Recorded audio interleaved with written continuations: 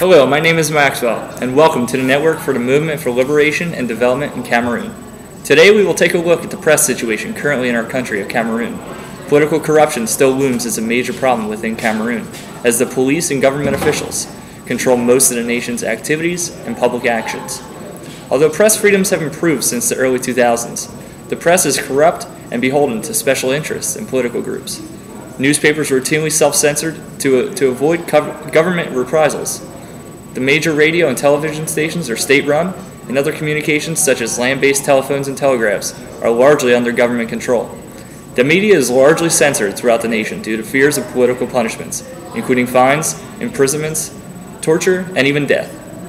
In an article from January 29, 2009, Tawanda Hondour, Amnesty International's Africa Deputy Program Director, stated political opposition is not tolerated in Cameroon. Any dissent is suppressed through either violence or abuse of the legal system to silence critics. In an event involving this type of political dissent, the managing editor of the weekly Détente Libre was thrown in prison on September 22, 2008, in Douala, the largest city in all of Cameroon. Louis Mayo was found guilty on January 7, 2009 of spreading false news and sentenced by the Douala court to 3 years in prison and a fine of 2 million CFA francs, more than 3,000 euro, in connection with the publication on the 7th of August 2008. The article focused on the current head of state pushing the president of the Cameroon Supreme Court to retire early. Apparently, political figures did not like the article and moved to imprison Mayo. This is only one example of the type of political disruption that occurs as a result of the lack of press freedoms. Individuals should certainly be reprimanded for inappropriate, untrue statements made in the media. However, they should not be punished for educated, critical opinions not deemed as libel or slander. This constitutes as a violation of freedom of the press and unlawful imprisonment. Now we go to Tanya, who was talking with a special guest who has some insight on the recent press problems in Cameroon. Thank you, Maxwell. We have here with us today the United States Ambassador to Cameroon, Janet Garvey. Janet has reiterated her support for freedom of the press and peaceful political reforms in Cameroon. Thank you for having me, Tanya. You are currently aware of the situation in Cameroon. Can you give us your take on the recent events of the press? How are events like these going to affect the country overall? Obviously, the recent event in Douala is not good for the country. It is a difficult time now in Cameroon, and it is important for the public to have access to all sorts of information.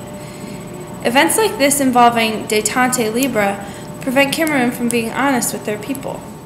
Have you seen any other examples of how freedom of the press is limited in Cameroon? In recent weeks, the government closed 2 Douala-based broadcaster, TV Equinox and Magic FM, a VOA affiliate.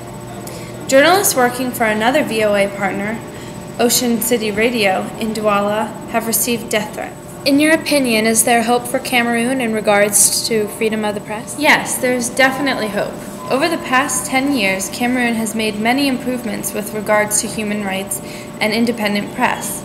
Ideally, Cameroon would like to see a daily fact-based private newspaper and a private news gathering association that could compete with that of the Cameroon Tribune.